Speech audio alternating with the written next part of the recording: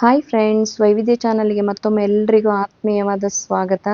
ಇವತ್ತಿನ ಟೇಸ್ಟಿಯಾದ ಒಂದು ಈವ್ನಿಂಗ್ ಕಾಫಿಯೊಟ್ಟಿಗೆ ತಿನ್ನುವಂಥ ಒಂದು ಒಳ್ಳೆ ರೆಸಿಪಿ, ಉಳಿದಿರುವಂಥ ಉಪ್ಪಿಟ್ಟಿನಿಂದ ಮಾಡಿರುವಂಥ ಕುರ್ಕುರೆ.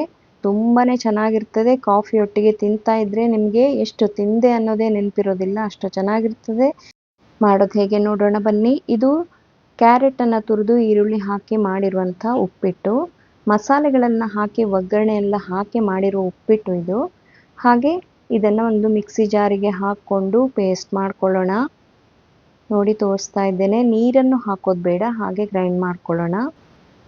ಹಾಗೆ ಇದನ್ನು ಒಂದು ಬೌಲಿಗೆ ತಗೊಂಡು ಇದಕ್ಕೆ 2 ಸ್ಪೂನ್ ಆಗುವಷ್ಟು ನಾನು ಕಾರ್ನ್ಫ್ಲೋರ್ ಹಾಕ್ತಾ ಇದ್ದೇನೆ. ಹಾಗೆ 2 ಚಮಚ ಆಗುವಷ್ಟು ನಾನು ಅಕ್ಕಿ ಹಿಟ್ಟನ್ನು ಹಾಕ್ಕೊಳ್ತಾ ಇದ್ದೇನೆ. ಹಿಟ್ಟು ಕಲಸಿ ಆದಮೇಲೆ ಸ್ವಲ್ಪ ಬೇಕಿದ್ದರೆ ಅಕ್ಕಿ ಹಿಟ್ಟನ್ನು ಮತ್ತೆ ಹಾಕ್ಕೊಳ್ಬೋದು. ಈ ಮಿಶ್ರಣಕ್ಕೆ ಈಗ ನಾನು ರುಚಿಗೆ ತಕ್ಕಷ್ಟು ಸ್ವಲ್ಪ ಉಪ್ಪನ್ನು ಹಾಕ್ಕೊಳ್ತಾ ಇದ್ದೇನೆ. ಹಾಗೆ ಅಜ್ವೈನ್ ಅಥವಾ ಓಂ ಕಾಳನ್ನು ಕೂಡ ಹಾಕ್ಕೊಳ್ತಾ ಇದ್ದೇನೆ. ಸ್ವಲ್ಪ ಗರಂ ಮಸಾಲವನ್ನು ಹಾಕ್ಕೊಳ್ಳೋಣ. ಹಾಗೆ ಜೀರಿಗೆಯನ್ನು ಹಾಕ್ಕೊಳ್ಳೋಣ. ಹಾಗೆ ಮಿಕ್ಸ್ಡ್ ಹರ್ಬ್ಸನ್ನು ಹಾಕ್ಕೊಳ್ತಾ ಇದ್ದೇನೆ. ಚಿಲ್ಲಿ ಫ್ಲೇಕ್ಸ್ ಹಾಗೂ ಅರಿಶಿನವನ್ನು ಕೂಡ ಹಾಕ್ಕೊಳ್ತಾ ಇದ್ದೇನೆ. ಮೊದಲೇ ಒಗ್ಗರಣೆ ಹಾಕಿ ಈರುಳ್ಳಿ ಹಾಗೂ ಕ್ಯಾರೆಟನ್ನು ಹಾಕಿ ಮಾಡಿರುವಂಥ ಉಪ್ಪಿಟ್ಟಾಗಿರೋದ್ರಿಂದ ಮಸಾಲೆಗಳು ತುಂಬ ಬೇಕು ಅಂತಿಲ್ಲ. ನಿಮಗೆ ಇಷ್ಟ ಇರುವ ಮಸಾಲೆಗಳನ್ನು ನೀವು ಹಾಕ್ಕೊಳ್ಬೋದು. ಹಾಗೆ ಎಲ್ಲವನ್ನು ಮಿಕ್ಸ್ ಮಾಡೋಣ. ಅದರ ನೀರನ್ನು ಹಾಕುವ ಅವಶ್ಯಕತೆ ಇಲ್ಲ. ಹಾಗೆ ಇದನ್ನು ಗಟ್ಟಿಯಾಗಿ ಕಲಿಸ್ಕೊಳ್ಬೇಕು. ಒಂದು ಡಿಫ್ರೆಂಟ್ ಆದ ಒಂದು ರೆಸಿಪಿ, ಟ್ರೈ ಮಾಡಿ ನೋಡಿ. ಹಾಗೆ ವೈವಿಧ್ಯ ಚಾನಲ್ನಲ್ಲಿ ಒಳ್ಳೊಳ್ಳೆ ಹೆಲ್ದಿ ರೆಸಿಪಿಗಳಿವೆ. ಒಮ್ಮೆ ವಿಸಿಟ್ ಮಾಡಿ, ಲೈಕ್ ಮಾಡಿ, ಶೇರ್ ಮಾಡಿ ಹಾಗೂ ಸಬ್ಸ್ಕ್ರೈಬ್ ಮಾಡೋದನ್ನು ಮರಿಬೇಡಿ. ಈಗ ಸಾಫ್ಟ್ ಆದ ಹಿಟ್ಟು ರೆಡಿ ಆಯಿತು.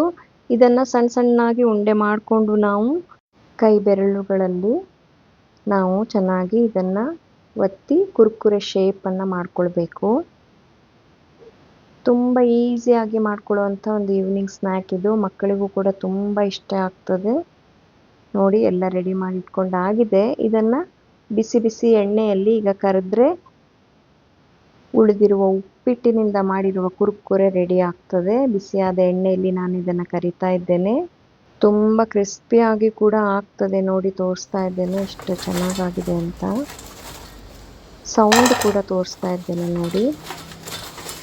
ಪ್ಲೇಟಲ್ಲಿ ಹಾಕಿರುವಾಗ ಹಾಗೆ ಕಟ್ ಮಾಡಿ ಕೂಡ ತೋರಿಸ್ತಾ ಇದ್ದೇನೆ ನೋಡಿ. ತುಂಬ ಕ್ರಿಸ್ಪಿಯಾಗಿದೆ.